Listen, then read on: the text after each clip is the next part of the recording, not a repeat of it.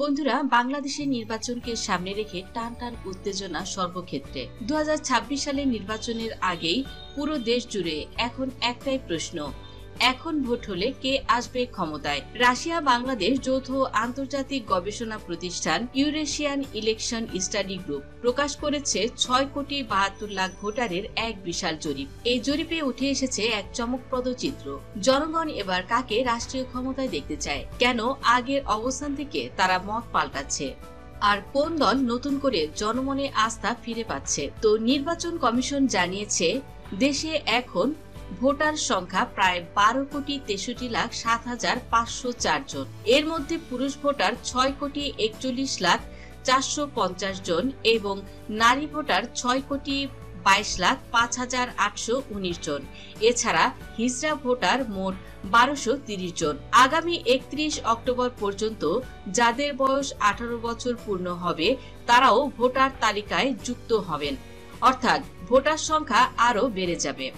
এদিকে নির্বাচন কমিশন ইতিমধ্যে ঘোষণা করেছে 2026 সালের ত্রয়োদশ জাতীয় সংসদ নির্বাচন হবে আগামী ফেব্রুয়ারির প্রথমার্ধে, অর্থাৎ রোজার আগে। রোডম্যাপ তৈরি, মাঠ প্রশাসন প্রস্তুত, এখন শুধু বাকি জনগণের সিদ্ধান্ত। তো আন্তর্জাতিক এই জরিপটিতে প্রশ্ন ছিল একটাই, এখন ভোট হলে আপনি কাকে ভোট দিতে চান? তো প্রশ্নের উত্তর জানতে রাশিয়া বাংলাদেশ যৌথ আন্তর্জাতিক সংস্থা ইউরেশিয়ান ইলেকশন স্টাডি গ্রুপ পরিচালনা করেছে প্রায় 6,72,00,000 ভোটারের এক বিশাল জরিপ। তো এই জরিপে অংশগ্রহণ করেছিল বাংলাদেশের 7 প্রধান রাজনৈতিক দল, যেখানে প্রথমে ছিল ইসলামী আন্দোলন বাংলাদেশ, জাতীয়তাবাদী দল বিএনপি, জামায়াতে ইসলামী বাংলাদেশ, গণ অধিকার পরিষদ, জাতীয় নাগরিক পার্টি, জাতীয় পার্টি এবং বাংলাদেশ আওয়ামী লীগ। তো জরিপে প্রথমেই ইসলামী আন্দোলন বাংলাদেশ পেয়েছে 1% ভোটারের সমর্থন। চরমোনাই পীরের নেতৃত্বে দলটি ধর্মীয় মূল্যবোধ দৃঢ় অবস্থান ধরে রেখেছে। বরিশাল, পটুয়াখালী, খুলনায় তাদের সমর্থকরা একনিষ্ঠভাবে মাঠে কাজ করছে। জরিপে দেখা গেছে 1% ভোটার বিশ্বাস করে ইসলামী আন্দোলনই নৈতিক রাজনীতির সবচেয়ে নিরাপদ ঠিকানা। তবে জাতীয় প্রভাব বাড়াতে তাদের সামনে এখনো দীর্ঘ পথ খোলা। তো বন্ধুরা, ইসলামী আন্দোলন এই জরিপে পেয়েছে 1% ভোটারের সমর্থন, যেখানে মোট ভোটার অর্থাৎ 6,72,00,000 ভোটারের মাঝে ইসলামী আন্দোলন বাংলাদেশ পেয়েছে 6,72,000 এর মতো ভোট এবং 300 আসনে ইসলামী আন্দোলন বাংলাদেশ 3টি এর মতো আসন পাওয়ার সম্ভাবনা রয়েছে। জাতীয় নাগরিক পার্টি বা এনসিপি জরিপে জাতীয় নাগরিক পার্টি পেয়েছে 1% ভোটারের সমর্থন। মোট ভোটারের জাতীয় নাগরিক পার্টি পেয়েছে 6,72,000 এর মতো ভোট এবং 300 আসনে জাতীয় নাগরিক পার্টি তারাও 3টি এর মতো আসন পাওয়ার সম্ভাবনা রয়েছে। তো বন্ধুরা, এ পর্যায়ে গণ অধিকার পরিষদ এই জরিপে পেয়েছে 1% ভোটারের সমর্থন। নুরুল হক নূরের নেতৃত্বে গণ অধিকার পরিষদ মূলত শহরে তরুণ ও শিক্ষিত ভোটারদের মধ্যে আলোচিত। তারা এখন নতুন রাজনীতি, নতুন চিন্তা এই স্লোগান নিয়ে এগোচ্ছে। জরিপে দেখা গেছে 1% ভোটারের সমর্থন পেয়েছে গণ অধিকার পরিষদ। দেশের নতুন বিকল্পের দরকার, পুরনো রাজনীতি বদলাতে হবে, তবে সংগঠন বিস্তার না হলে জাতীয় নির্বাচনে তারা এখনো ছোট দল হিসেবেই থাকবে। তো এই জরিপে গণ অধিকার পরিষদ তারাও পেয়েছে 1% ভোটারের সমর্থন। মোট ভোটারের 6,72,000 এর মতো ভোট পেয়েছে গণ অধিকার পরিষদ এবং গণ অধিকার পরিষদ তারাও 3টি এর মতো আসন পাওয়ার সম্ভাবনা রয়েছে।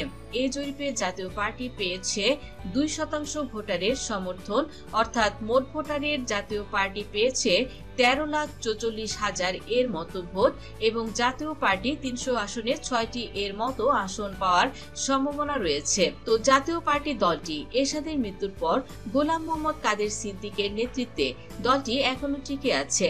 তারা এখন নিজেকে মধ্যমপন্থী জাতীয় বিকল্প হিসেবে প্রতিষ্ঠা করছে।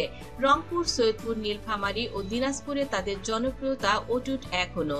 রাজনৈতিক বিশ্লেষকরা বলছে, জোট রাজনীতিতে জাতীয় পার্টি হতে পারে নতুন সরকারের ভারসাম্য রক্ষাকারী শক্তি। তো এ পর্যায়ে জাতীয়তাবাদী দল বিএনপি পেয়েছে 17% ভোটারের সমর্থন। জাতীয়তাবাদী দল বিএনপি এখনো বাংলাদেশের দ্বিতীয় বৃহত্তম বিরোধী দল, কিন্তু ধারাবাহিক নেতৃত্ব নেতৃত্বের সংকট ও বিভক্ত সংগঠনের কারণে ভোটে পিছিয়ে রয়েছে। জনগণের প্রত্যাশা এবং আস্থা হারিয়ে ফেলেছে এই দলটি। বর্তমানে দলটির চেয়ারপারসন বেগম খালেদা জিয়া তিনি অসুস্থ থাকেন এবং দলের ভারপ্রাপ্ত সভাপতি তারেক রহমান দেশে নেই, তিনি দেশের বাইরে থেকে দলটি পরিচালনা করছেন, যে কারণে দলটির অবস্থা বর্তমানে নড়বড়ে। নতুন প্রজন্মের অংশ ডিজিটাল প্রচারণায় যুক্ত থাকলেও মাঠে গতির অভাব পরিলক্ষিত হচ্ছে।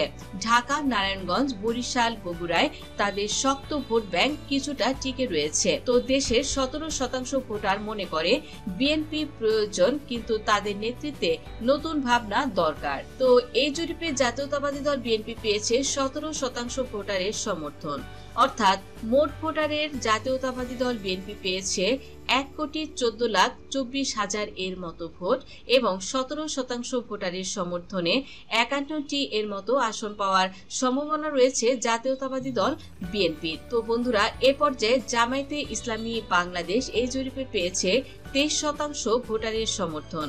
যেখানে মোট ভোটার ছিল 6,72,00,000, সেখানে জামায়াতে ইসলামী বাংলাদেশ পেয়েছে 1,54,56,000 এর মতো ভোট এবং জামায়াতে ইসলামী বাংলাদেশ 300 আসনে 69 থেকে 80টি এর মতো আসন পাওয়ার সম্ভাবনা রয়েছে জামায়াতে ইসলামী বাংলাদেশের। শফিকুর রহমানের নেতৃত্বে এই দলটি জামায়াত এখন আরো আগের চেয়ে মোটামুটি ভালোই জনপ্রিয়তা পেয়েছে। জামায়াত এখন আর আগের মতো পুরনো ধারায় নেই। নেতৃত্বে এসেছে নতুন প্রজন্ম, নতুন পরিকল্পনা, শিবিরের নেতৃত্ব এবং তরুণ ধর্মীয় ভোটার। শিক্ষক সমাজ ও ব্যবসায়ী শ্রেণীর মধ্যে তাদের প্রভাব বিস্তার বেড়েছে। বিশেষ করে সিলেট, চট্টগ্রাম, কুমিল্লা ও বরিশাল জেলাগুলোতে তাদের সাংগঠনিক ক্ষমতা বাড়ছে। জরিপে 23% ভোটার বলছেন ইসলামী মূল্যবোধ, সুশাসন ও নৈতিক নেতৃত্বের প্রতীক হিসেবে তারা জামায়াতকেই চান। তবে বিশ্লেষকদের মতে তারা এককভাবে নয়, বরং জোটে থাকলে বড় ভূমিকা রাখতে পারবে। এ পর্যায়ে বন্ধুরা, বাংলাদেশ আওয়ামী লীগ জরিপে বিপুল ভোটে এগিয়ে রয়েছে, যেখানে বাংলাদেশ আওয়ামী লীগ পেয়েছে 65% ভোটারের সমর্থন, অর্থাৎ 65% ভোটারের সমর্থন পেয়ে এই জরিপে বিপুল ভোটে জয়লাভ করেছে বাংলাদেশ আওয়ামী লীগ। 2025 সালের আগস্টে ক্ষমতা হারানোর পর তারা পিপলস রিফর্ম কাউন্সিল গঠন করে দলে নতুন প্রাণ ফিরিয়েছে। তো এখন দলের ফোকাস উন্নয়ন ধারার পুনরুদ্ধার ও প্রশাসনিক স্থিতিশীলতা ফিরিয়ে আনা। গ্রামাঞ্চল ও মধ্যবিত্ত শ্রেণীতে তাদের ভোট ব্যাংক ব্যাপকভাবে পুনরুদ্ধার হয়েছে। তো বন্ধুরা, জরিপে বাংলাদেশ আওয়ামী লীগ পেয়েছে 65% ভোটারের সমর্থন, যেখানে মোট ভোটার ছিল 6,72,00,000, সেখানে বাংলাদেশ আওয়ামী লীগ পেয়েছে 4,36,80,000 এর মতো ভোট এবং 300 আসনে বাংলাদেশ আওয়ামী লীগ 195 থেকে 200টি এর মতো আসন পাওয়ার সম্ভাবনা রয়েছে যদি বাংলাদেশ আওয়ামী লীগকে আবার নির্বাচন করার সুযোগ দেওয়া হয়। তো 6,72,00,000 ভোটারের এই বিশাল জরিপে একটাই বার্তা স্পষ্ট, জনগণ এবার চায় সুশৃঙ্খল, অংশগ্রহণমূলক ও নিরপেক্ষ নির্বাচন। তো আপনার কি মনে হয় 2026 সালের নির্বাচনে কাকে দেখতে চান রাষ্ট্রীয় ক্ষমতায়? অবশ্যই কমেন্টে জানান, কারণ এবারের ভোটাররাই নির্ধারণ করবে বাংলাদেশের নতুন অধ্যায়। ধন্যবাদ দর্শক সম্পূর্ণ ভিডিওটি দেখার জন্য।